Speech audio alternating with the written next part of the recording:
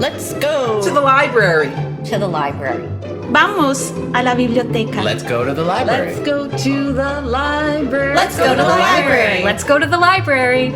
Let's go to the library, a Niagara Falls Public Library podcast. Hello and welcome to the podcast. This is your host, Greg Jansen. I am a community development and programming librarian with the Niagara Falls Public Library in beautiful Niagara Falls, Ontario, Canada. Now, this month on the podcast, we are continuing the conversation on mental health with a look at the Canadian Mental Health Association's BounceBack program. As we'll be learning, BounceBack is a free skill-building program managed by the Canadian Mental Health Association designed to help adults and youth 15 plus manage low mood, mild to moderate depression, and anxiety, stress, or worry. It is delivered over the phone with a coach and through online videos. You will also get access to a number of self-study tools that will help you on your path to mental wellness. To learn more about BounceBack, I spoke with BounceBack coach Rachel Summers, and here is that conversation.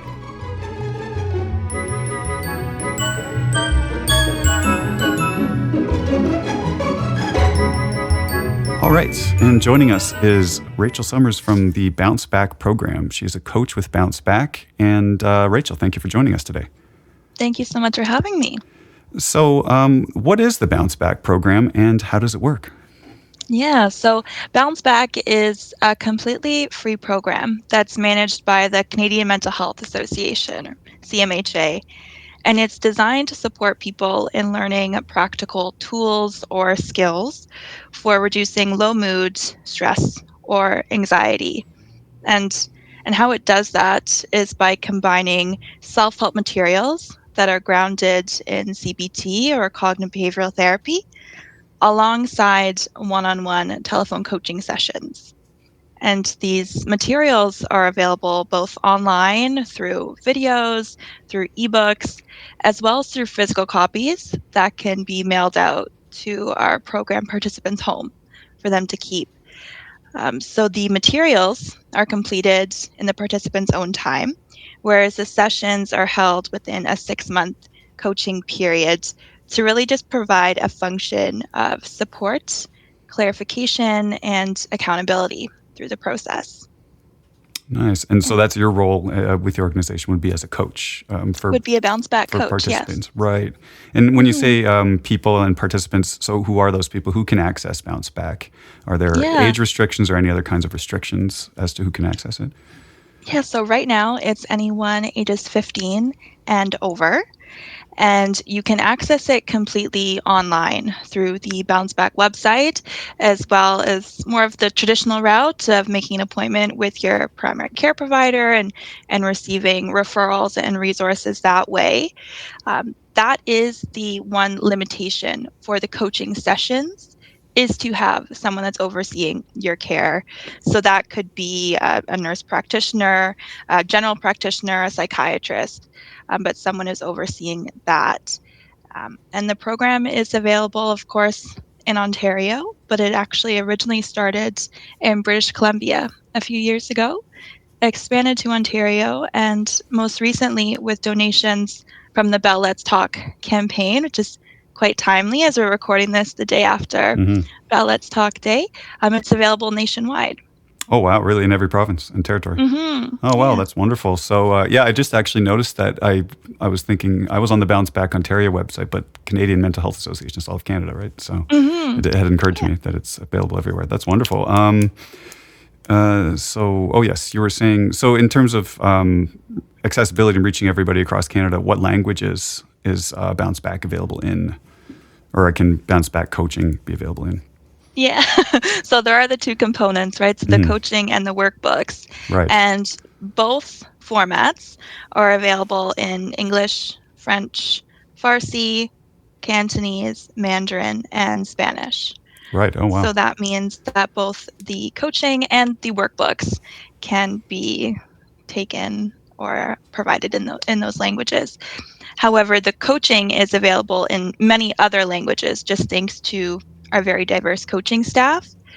But the workbooks, you must have a basic English reading level just to get through those workbooks. Right. And And I guess I skipped over an issue I was wanting to talk about earlier. So you were talking about having someone oversee your kind of participation in the program if you're a participant. Mm-hmm. So BounceBack is meant more than as kind of a piece in the puzzle of a person's mental health care, not necessarily as the whole thing. It's kind of Yeah. yeah. I Right. think it can be a really different experience for absolutely anyone.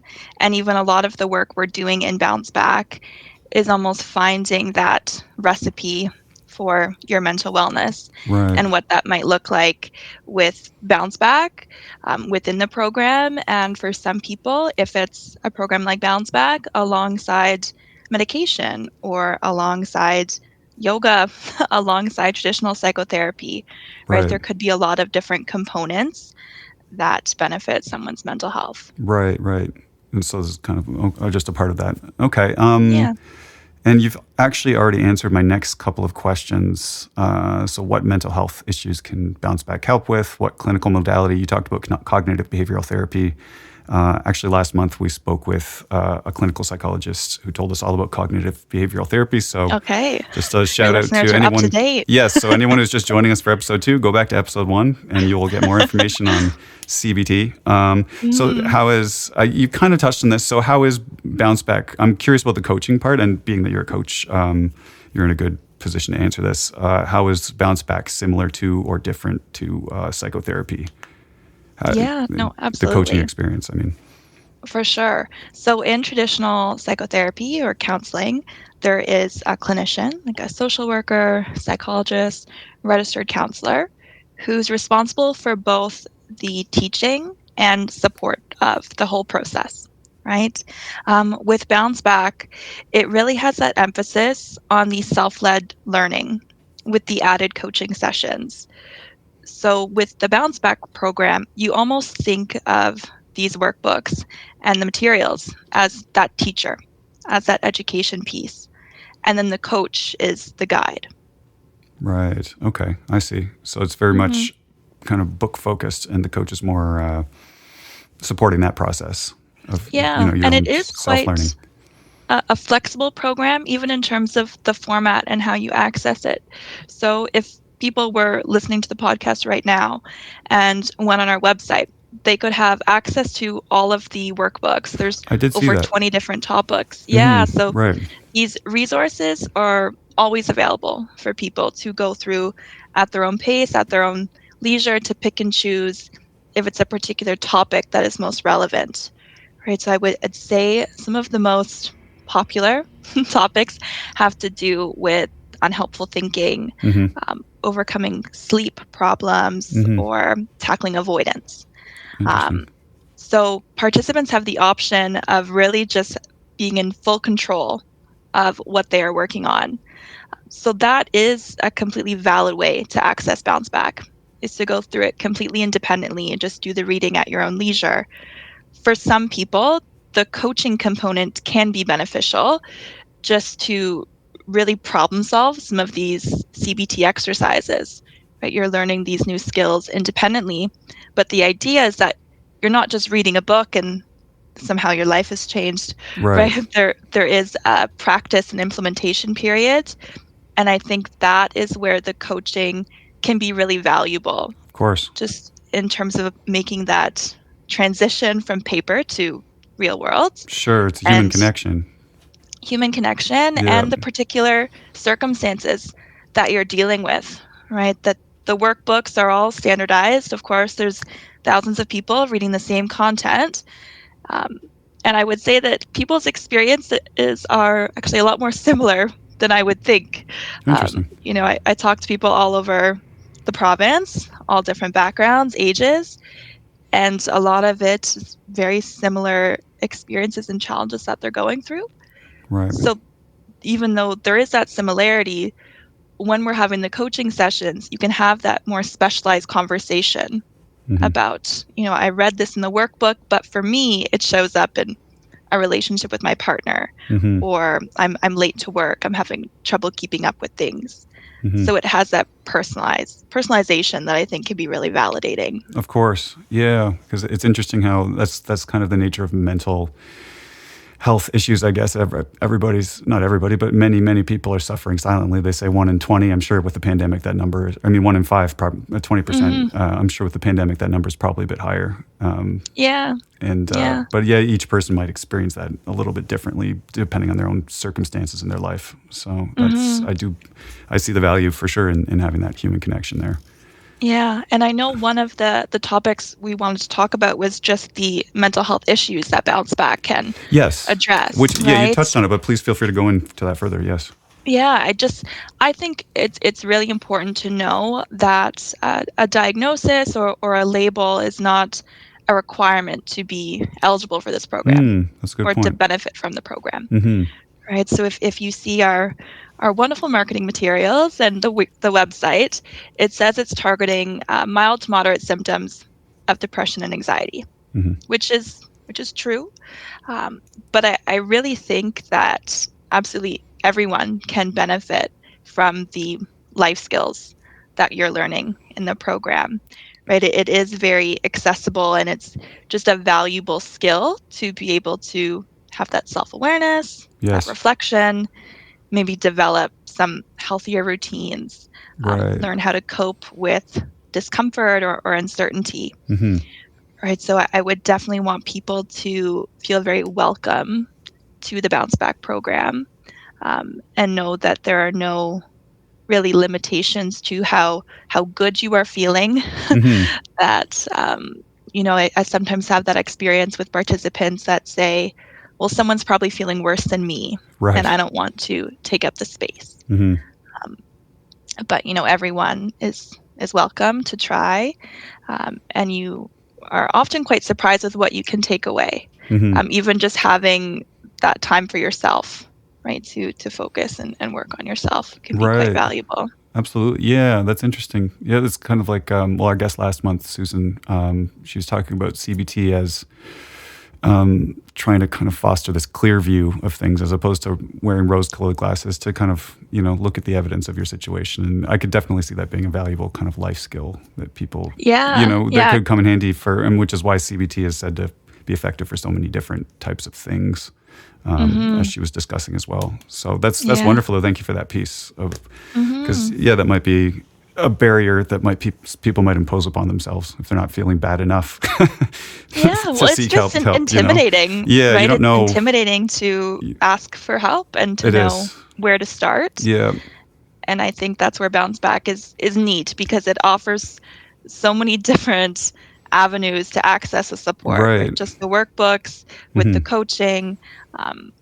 There's a lot of autonomy that our participants can have. Yeah, I guess I didn't realize that piece. So thanks for clarifying that. Especially, and given the fact that it's at no direct cost to participants, that's also a huge barrier to access that's just, removed. So, that's wonderful, which is, I think, probably what we need more and more of these days. Definitely. So you kind of already covered this. That was basically questioning how can people access BounceBack. Like you said, there are all the different avenues of approach, whether it's a referral from a doctor or a self-referral to the program, or even just browsing the materials kind of in your own time. And I will be sure to link to the materials in some way when we publish this so that people have access. I was going to say, as long as the website is linked somewhere, it's bouncebackontario.ca. Yeah. Very easy, user-friendly website. Yes. To navigate in terms of referring, or just the FAQs can be quite helpful. I'm just really expanding on what you and I are talking about today. Right, of course. And I do believe we have some of the materials here available at the library in hard copy as well. But I will give more information on that at the outro so that people know, have a clear path on how to access these. So is there anything else, you've covered a lot, is there anything else you think it's important for people to understand about BounceBack, or have you had to battle any kind of misperceptions about the program that you'd like to kind of address?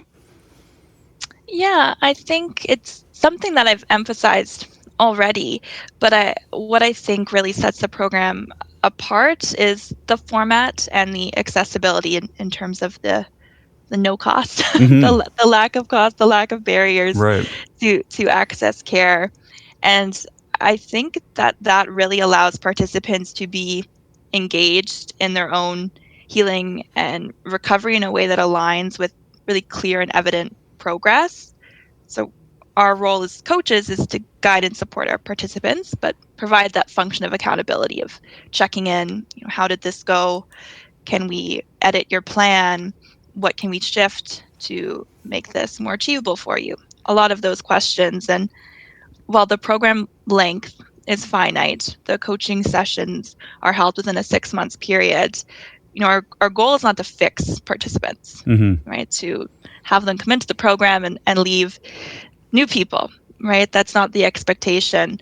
Our goal is really to equip participants with the skills to build this, lifelong resilience, to be able to engage with challenges in a different way, right? And that resilience will continue to pay dividends kind of regardless of the circumstances, whether it's the, multi-year pandemic or the family challenges, the relationship shifts, right? So that I think sets the program apart, because I think people are really engaged and responsible for themselves and what they're doing.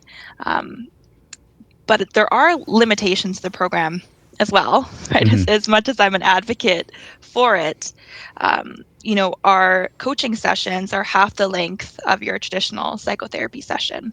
So they're about 25 minutes long. And coaches like myself, we are not clinicians, right? So our conversations are guided by the content of the workbooks, but we are not trained to support trauma or PTSD, behavioral or personality disorders. So I do find that sometimes BounceBack can make people aware of some of these deeper issues, right? Just by taking that time to look at their own mental health. Right. And they may notice things that they wouldn't have before. What the program does to address that is we have our team of clinical psychologists who oversee our work as coaches. And we can consult with this team and come up with different strategies, if it's different programs, if it's connecting with people's circle of care, just to make sure they are receiving the most appropriate care. Right. If that makes sense. And of course, that ability to provide the most appropriate care, I think, is something that's very important. And it's something that the CMHA, Canadian Mental Health Association, is evolving with right now, as we're partnering with network lead organizations just to streamline the referral process and have more options for people. So I think it is important to know that it's not a one-size-fits-all approach. Right. That these sessions are somewhat shorter but efficient and effective. So it's a bit limiting that way. But I think what I spoke of before too is, there are these limitations, but it's a very accepting and welcoming program, right? And it's been such a challenging time in the pandemic and just life. And it's hard to know where to turn or what steps to take, or if it's for a loved one, what to do. And I just hope that in my conversation with you, that people just become aware that BounceBack is an option, right? And despite the challenges, you do hold power in how you feel, and you deserve the opportunity to harness that power. I hear that coming up a lot in what you're talking about. It sounds like the focus of BounceBack is very much kind of empowering the individual to kind of, to guide their own care. Yes. Right. Well, I guess I did a good job, because that's a wonderful testament to the program. It's coming across, exactly.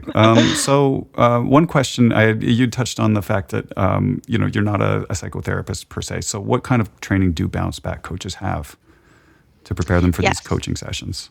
Yeah. So all of the coaches complete a pretty intensive training program to deliver CBT and how to assess for risk of suicide.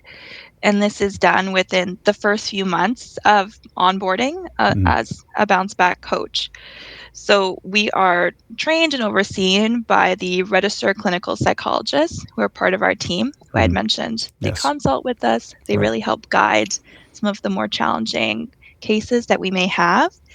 And then they really reinforce our CBT knowledge and skill development in kind of those monthly or quarterly trainings that we receive, just to make sure that our training and our knowledge is evolving with what participants need. So it is done in-house in terms of our training. That's wonderful. So, and you have a whole team supporting it, right? As you had mentioned, of trained psychologists. Okay, and my final question, which you've touched on a couple times already, I'll ask it anyway. So where can people go to find out more about BounceBack in case you fell asleep there for a while? It sounds like bouncebackontario.ca, or is it just bounceback.ca? So bouncebackontario.ca would be a great place to start. And that will kind of give you all of the resources around BounceBack. I did also want to mention, I had just looked into CMHA in your area. So there is a Niagara branch. There is, yes. Which can also just be a great resource for people to kind of seek out. And there was also a crisis line, I believe, that goes by Coast. Yes. That maybe we can kind of link somewhere for people in terms of more of that acute crisis need, because BounceBack is not necessarily focused towards that. It's more of that self-help program. Sure. But it is important to highlight the need for immediate support and the options that are available. Of course. But if you're in crisis for sure, then please turn to one of these more kind of urgent resources. Yeah, exactly. Anyway, Rachel, thank you so much. Thank you so much for the opportunity. It was great to connect and share about BounceBack. Well, you take care and stay well. Thank you. Bye now. Bye-bye. And that's it for the podcast. As Rachel said, for more information on the BounceBack program, head over to bouncebackontario.ca, or better yet, connect locally with the Canadian Mental Health Association Niagara branch at 905-641-5222. That's 905-641-5222. Alternatively, you could ask your healthcare provider about the BounceBack program. If you are in crisis, however, please call 1-866-550-5205. That's the Crisis Outreach and Support Team here in Niagara Coast, 1-866-550-5205, or go to your nearest emergency room.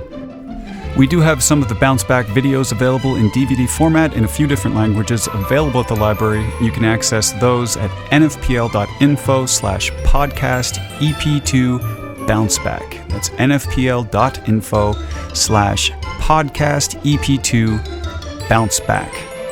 Otherwise, I thank you very much for listening, and we will see you next time.